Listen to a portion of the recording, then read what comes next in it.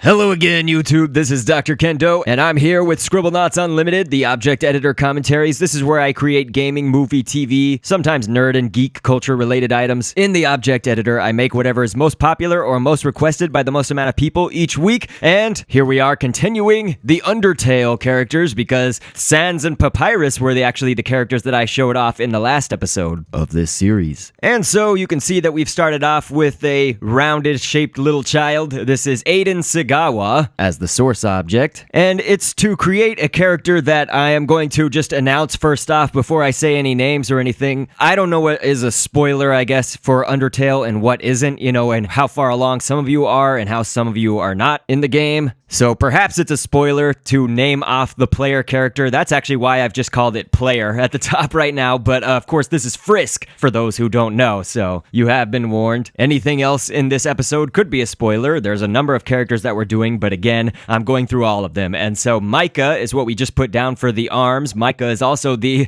avatar's head that I use on my avatar. And you saw the letter I as the stripes on Frisk's shirt. We just kept the legs, put tofu as the eyes and as the mouth. So tofu kind of horizontally sideways. Now you can also, instead of using Brittany Aubert, which is what we've used for the head, Brittany is a 5th cell member, you could also probably use one of the girls in Scribblenauts. So if you type in girl, there's a specific girl I can show on screen that I guess could fit in as well. I liked Brittany Aubert for the hair kind of being a little crazy at the bottom, like Frisk is. But you can also create the other one. You know who I'm talking about. Again, spoiler, but that would be Chara. Chara does look very similar, and we can show her off at the very end of this episode, because we've got to move along quickly. I'm creating a ton of characters, so starting off with the letter I as a source object, it's pretty weird. It's just so that it kind of stay in one place and be a long, thin item. We've put down a twiddle, and now I'm putting down a quarter note behind the twiddle. This is going to be for Flowey, of course, that crazy flower. If I played Undertale, I feel like I would fall victim to all of the crazy pranks, attacks, people asking me to trust them, or characters asking me to trust them. Anyway, a boomerang is at the bottom for kind of like the pot or whatever. And then we're using a dramatic chipmunk, taking the body of the dramatic chipmunk. Dun, dun, dun. And we'll put a smile on there right now for Flowey's smile. Makes sense, right?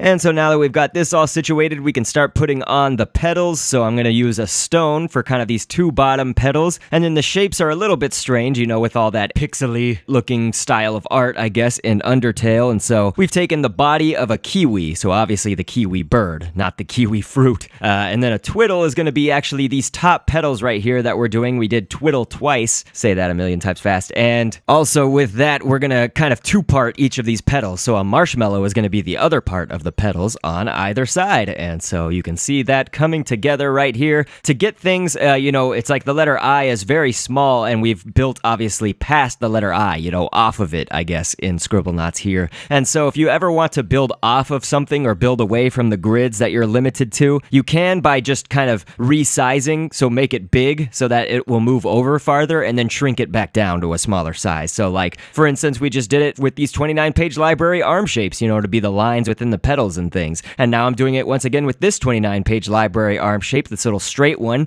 Both this and the ones for the petals came from the 20th page, but you see that I'm just basically making them big and then making them small again once I've got them sort of in the right place that I feel they need to be in. So Flowey is right here. You can make him shoot whatever. I'm just going to make him shoot like a dot or maybe a bubble because of his friendship pellets. But all right, we're going to move along now and start off with a witch as the source object. And so this is an important step. We're creating Alphys, or some people call it Alphys, I think I've heard. And since Undertale, they don't verbally say any of the names, they just have them in text. It's up to a lot of people's interpretation, although Toby, the creator, has put out a pronunciation guide for a lot of these, and so Alphys is the way that I guess this is pronounced, according to Toby. We took some arms from the 23rd page on the 29-page library, but again, it's important to note that we did turn the torso of the witch, so you can see that torso is kind of leaning over like Alphys is, kind of hunched. And so within those arms, we put 29-page library arm shapes to be for her little fingers, and then another 29-page library arm shape, the bent one on the 20th page, down in the bottom middle. Those are for the collar of Dr. Alphys and her lab coat. Kappa, K-A-P-P-A, the back leg of Kappa, that's for her leg. And we've got a fang for the tail, and so here we go, we're gonna name it, and of course a marshmallow is the little button on the lab coat right there, hopefully you guys noticed. We'll show the head off later. The head is pretty simple to create, so anyway, we'll move on. I've gotta go really quickly because we're creating creating a lot of characters in this episode. Starting off with the head as the source object, and then just cover that head with the body of a joey, which is a baby kangaroo. And we're going to take a manticore right now to add to what we already have existing for our Toriel head. And so, the manticore, very end of it has that scorpion stinger-like thing. We're going to use that for her horns. And Toriel also has a 29-page library arm shape for the ear, dots for the black eyes, with now we're adding a scorpion, kind of the top middle part of the tail for a scorpion is going to be the white within the eyes, and an eyebrow just above the black dots, 29-page library arms, 3 of them on either side for the little eyelashes, and a boomerang is going to be for her actual eyebrows. And then an eyebrow in Scribblenauts Unlimited is the mouth. The same scorpion tail piece that we used in the eyes is also for the fangs, and pimple for the nose. Little holes, I guess, in the nose. And so here we go. We're going to start off with a witch once again as the source object for our next creation. The witch, I guess, one thing that I guess is important to note, I should say, is going into the scripting and turning off the behavior, under the behavior tab, it says that basically objects will inherit their characteristics or behaviors. You don't want that on most things, unless you want it to inherit the witch's behaviors. But anyway, this is pretty easy, I guess, for Toriel's body, at least to start off with. Although we did take the witch's feet and move them back behind the torso, like we did for Alphys. And now Toriel's body, we did the same thing to actually now have Cocoon, Cocoon, to be for her feet down there. We kept the witch's arms in there, but we did put a 29-page library bent arm shape for sort of showing where the thumb is separate from the rest of the fingers. And a Stegosaurus, take kind of that front thigh piece or upper leg piece of the Stegosaurus. Hopefully you saw what I grabbed there, but that's going to be for the middle emblem. We did it twice. So, you did one that's white, which is bigger than the black one that's in front. So now Bubble is going to be for part of the little design, I guess, there on that. And then a Wiperdinger. Yes, that's the weirdest word in the world other than Utapam. Wiperdinger is this weird rabbit deer thing. It's actually named after a German folklore in Bavaria, Germany, to be specific. And they call it a Wolpertinger, but it's also called a Wiperdinger. It might be pronounced differently in different parts of the world, but anyway, it's basically this hybrid animal in folklore that is made up of various different things, but you could see kind of that rabbit type shape and like pheasant wings and stuff like that, antlers, all that good stuff. But I just took the wings from it for Toriel's body there on her cloak or whatever. She's got these kind of designs, and so that's actually what we're finishing up right now with the scorpion's tail piece. Once again, that same tail piece that we've used in a lot of things. It's the upper middle part of the tail. And now we've taken the witch torso and copied it, made a white one that's smaller within, but then an even smaller one that's black, so that there would be this outline you can see below the Stegosaurus thigh piece or upper leg piece. And now we're just adding to the Cocoon 29-page library arm shapes, those Cocoon feet, to kind of show where Toriel's toes are. And so here we'll do some light scripting. We don't need to go too far into it or anything like that, but I do want to make, I guess, just the announcement right here while we're at it and while we're doing scripting and things like that. I'm going to leave Metaton to a different episode, so we will be creating most of the kind of main characters of Undertale. Please forgive me if I leave any of them out. You can, of course, request them. You can keep on requesting them. And then there's a lot of other characters that are almost main or probably slightly main characters that you guys want to see, so certainly I'm open to more requests and stuff and more Undertale, because I'm sure you guys want to see that, but obviously I just create whatever is most popular each week, most requested. But since Metaton has multiple forms, as honestly some of these characters do as well, but I did want to give Metaton his own episode. And you can see now we've started off with a knight as the source object, and I'm finishing the design right here for Undyne's body. Again, some people might call this Undyne, but Undyne is the way I guess Toby has shown that it is pronounced. Up those pads, I guess, up on the shoulders, those are a tiger shark, the back fin, I guess it's the front fins or whatever, but it's the one that's in the back behind. And so we've taken that. That's going to be for the shoulder pads up on top. We kept the knight's body and the knight's hands, as well as the knight's legs and feet. And we did add rubber glove, as you just saw, that I put away right there. The rubber glove painted white is on either end of the arms, and a foot is beneath the knight's feet. So you can see that we do have the knight's original feet in there like that. You saw I just took the color away from the leg to our right, but on Undyne's left. And that's where the foot got added. And to make the legs longer, we did actually add a leg. So you can see I'm placing a leg right now and then taking it away. The leg is actually painted white, of course. As should be noted, you guys can already tell, but these are the black and white scale of all of these characters. The Undertale game, when they have the sprites on screen, sometimes they're in color, but then when they have the kind of 8-bit designs and stuff, or just the pixely looking art, they're sort of in a black and and white scale version of those characters. And so then you'll see, hopefully you notice that it's an octopus. We took basically one of these upper tentacle parts of the octopus, and that's down there kind of near her hips or near the belt area, and the letter I just above that behind it. And this is actually a technique to show you how to get the other side of the rubber glove. You know, when you type in rubber glove, you just see the one that's to our right, that left hand one. But then if you actually type in rubber glove in the object editor, you know, so exit your original object, your Undyne creation, for example, click that little trash bag looking thing up at the top right. It's a button right there, and it shows that you can see both hands of the rubber glove. So then copy the one that you need that normally doesn't show up right here, and you can see that it shows up in your panel there to the left. I just highlighted it. But that's how you can get the shape and use it on one of your characters. So now you basically would exit the object editor and then go use it from your panel on the left side in your object. So that's kind of a workaround. But now we've got Undyne's head, and you can see we started off with the head as a source object, but quickly I put the golden egg down. So type in golden egg to get that main head shape.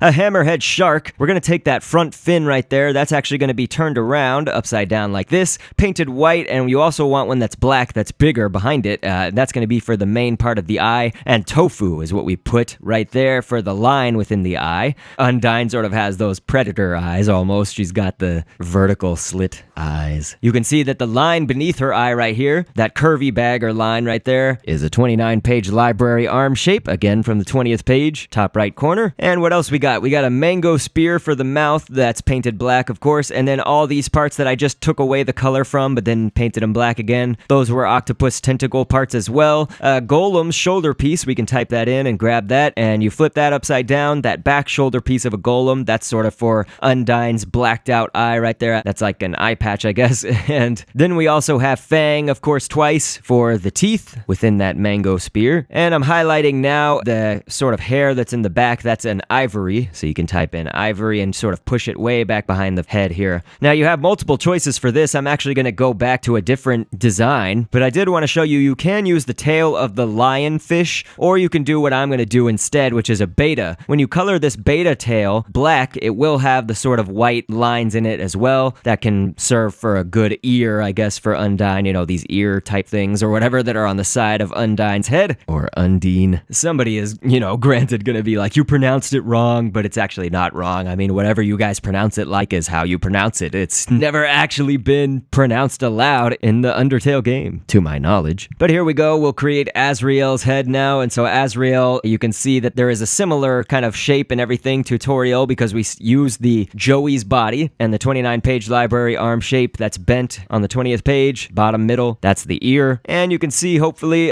tofu is the eyes again, the kind of vertical eyes. I just took the color away and then painted them black again. 29-page library, straight arms on the 20th page, top right corner, right here. You can see that that's actually for the little lines that are beneath the eyes. And what else do we got? We've got hair up at the top because Asriel sort of has this tuft of hair right here. So you can see that I just took the color away from that and then painted it white once again. And then we've also got 3 eyebrows on this creation. 2 of them are just above the eye, the vertical eye, but then also one is for the mouth. So it's painted black like that. Those are eyebrow. And then we've got pimple for the nose holes right there. So just like our Toriel creation, and you'll see them again a little bit later on for another creation. So again, if you want to see the shape of the Joey's body or whatever, we can show that off right now. So I just typed in Joey. It's pretty simple. Took the body shape and that's it right there. You can see that a head was underneath that. So obviously when you're doing kind of the green grids and giving that head to your body of the character, you want to be sure that the green grid like this, we've got our Asriel, Dreemurr, unless that's Dreemurr body right here. But when you turn the green grids on, you'll just want to move them back a little bit for the head shape. For the head grid, I should say. Now this looks incredibly goofy because we have this just giant neck right here. It's this 29-page library arm shape once again. That giant neck or whatever is obviously not intended to be like a super giant neck. It's just that we needed it to match up with our source object's torso. And so the source object's torso was it's a prisoner. So that's what we used for the source. And the prisoner, I did this because of the stripes on the shirt and things like that. So you will want to, of course, edit the behavior once again and make sure that your object does not inherit the qualities of the prisoner. But we also used Edwin, the farmer, for the arms.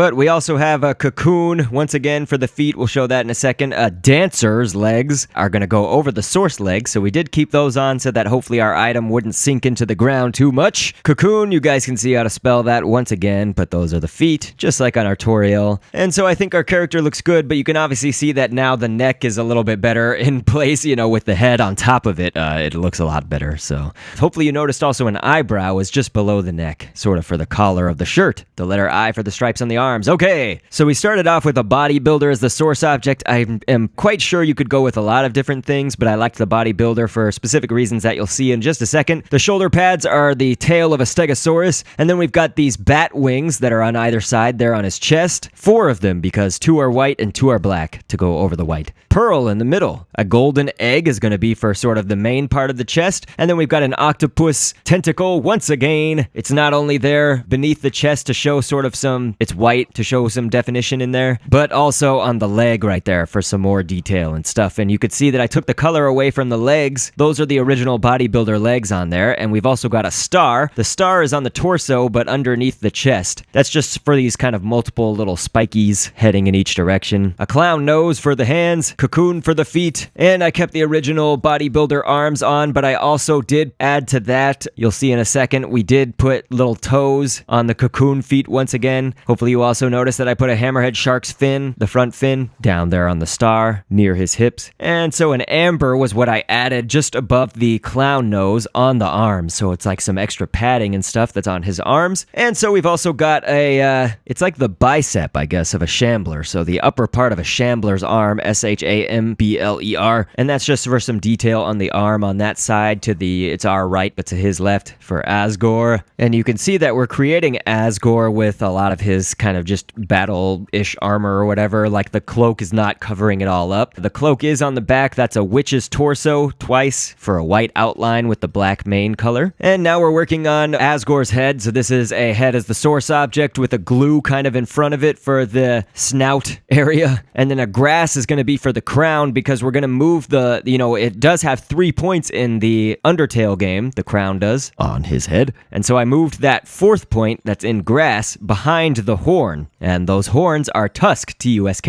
and so that same 29-page library bent arm shape for the ear that we've done on the other goat humanoid characters, hair, and then a triangle is going to be for some of the hair beneath the glue right there, that's like his beard, and then pimple is going to be for those nose holes once again. A comb over on either side is going to be for the main part of his hair, I guess, beneath the crown and to the side of the ear and underneath the horns and stuff. Tofu is again going to be for the main part of the eyes, but then we're going to use 29-page library arm shapes not only for the mouth right here, but for the lines beneath those eyes as well. And an eyebrow is not only going to be his eyebrows, but also the crease above his eyes, sort of like the top eyelid. And then for the emblem on his crown, we're going to put a scorpion tail, sort of the bottom middle piece that time, not the top one. So that's just for some design on his crown. And I am crazy out of breath from doing all of these characters and commentating it to you, but the reward is we get to see them all right here, right now. You can see that we've got Alphys' head on there. It's just a kickball over a head. The letter V for the snout coming out. Marshmallow teeth, pimple nose holes, dot eyes, pimple pupils, hair as the 3 spikes in the back. 29-page library arm shapes for the eyebrows. And so yes, this is all of them with a black background. I will show them on a different background because sometimes you can't see all of the lines and things when we do it with this black background, but I just thought that was sort of cool to show them in the black like it was Undertale or something. But yes, there they all are. So of course Sans and Papyrus, as I mentioned, were in the other video, the previous one, so I've got them joining the ranks here, joining the rest of the cast. I hope everybody enjoyed these characters. They are some pretty cool characters just from my research and stuff. I still have not played Undertale. I don't own the game. Remember, you guys can donate to me if you want me to play these games. But anyway, we will include Frisk and Chara on the screen here shortly. I just didn't include them with this lineup of characters right here because they have the color on them. It's like Undertale is funny because it shows the player with the colors on it, but then these characters sometimes are in color and sometimes aren't. But anyway, you guys are amazing. I love to talk at the end of these episodes, but this has gone on way too long, so I think I'm just gonna say I really appreciate your support and I love all of you. I will catch you on the next vid,